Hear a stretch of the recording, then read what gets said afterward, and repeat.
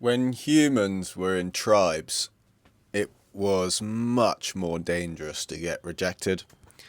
You had your tribe, and the number is around 150 people, which is why they think you can have about 150 people that you know well in your life, and that's the upper limit, because our tribes are about 150 people.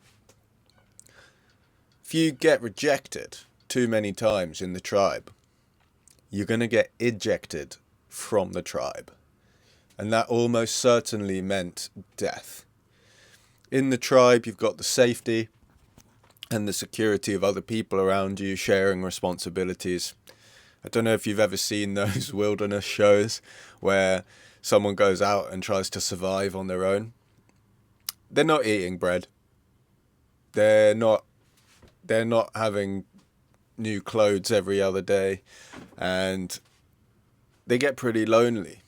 There's one video of a French guy. He goes out into an island for something crazy, like too many days basically. And one of the things he says is his mental state starts to collapse because he has no one to talk to. So if you're kicked out of the tribe, you're done for. Getting rejected too many times and then getting ejected from the tribe was a very dangerous situation. And so our fear of rejection is triggered by the fight or flight mechanism and is also affected by self-esteem. So those are the two major foundations of your internal confidence. And they played a huge role back when it was pretty vital that we stayed as a cohesive whole. And it's just not the case now. On the self-esteem side, imagine you are watching a group of chimps. And I'm going to explain now how self-esteem probably played a role. At least this is my thoughts. I'm not a scientist, but this is how I think self-esteem plays a role from everything that I've learned in chimp societies and other groups of animals. And it's to do with the propagation of the strongest genes. If you've noticed, winning and losing has a large effect on people's confidence. And if you're a male, it impacts your testosterone. And testosterone is the one that makes men go, "Vroom!" And so if you've got two chimps, you've got the alpha chimp and you've got the one that wants to take the alpha chimp's spot.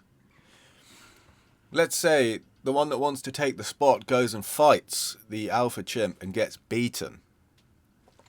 What is the posture of this chimp afterwards? Is he still like this?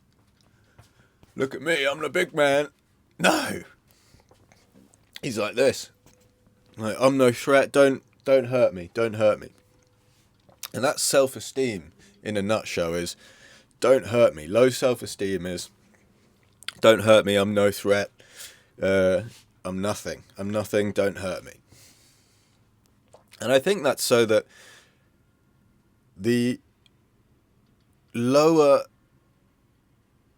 classes, the lower rungs of these societies, when they get knocked down a peg, one, they survive themselves, but two, it ensures the propagation of the strongest genes, because the alpha is still then in the top spot with the high self-esteem, with the shoulders back, the relaxed slow movements.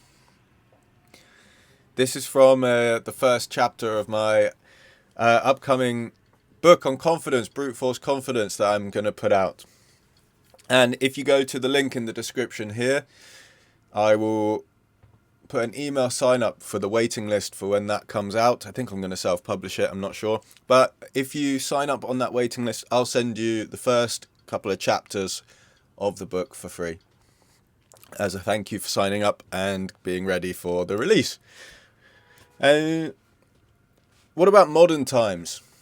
Because it's all very well and good thinking about chimps and low self-esteem, and also thinking about your fear of rejection in the tribe.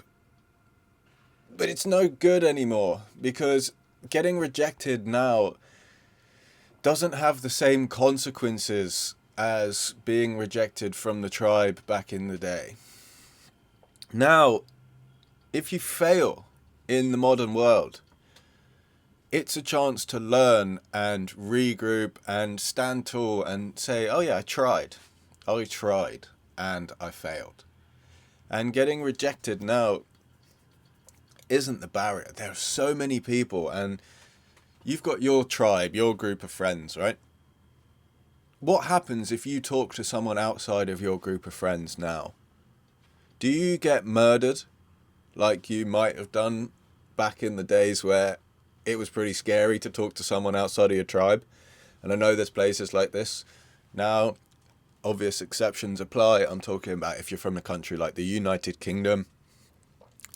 So we live in a world where you can talk to people outside of your tribe. And actually, if you want to grow, that is who you want to be talking to. So to get rejected now by someone outside of your tribe is fine. You just accept it. You accept defeat, right? And you maybe take the hit on your self-esteem, but you don't have to. This is something that we can override with better mental frames, better positioning of ourselves in line with, what's actually going on. And so your fear of rejection is something that is important to get over in the modern world. And it's something that I teach in my programs. Getting rejected 100 times, of varying degrees of severity, starting really easy by talking to baristas and asking for discount, moving up to starting to talk to strangers on the street, asking for advice, and then eventually getting seriously rejected by walking into places and, asking for a job, or confidence boosting of lying down on the street and having people walk around you, right? Super cringe to do, but I tell you what, you do that, you feel less silly when you do other things. If you want to get those programs as well, you can head to my website and sign up. You can also send me a message if you want coaching on confidence and talking to people, or websites. The link to the Calendly booking page is down below. Thank you for watching. I'm Alex North-Rule, and this has been the fear of rejection and self-esteem. It's no longer as dangerous to talk to people, and so it's actually very important you get over your fear of rejection.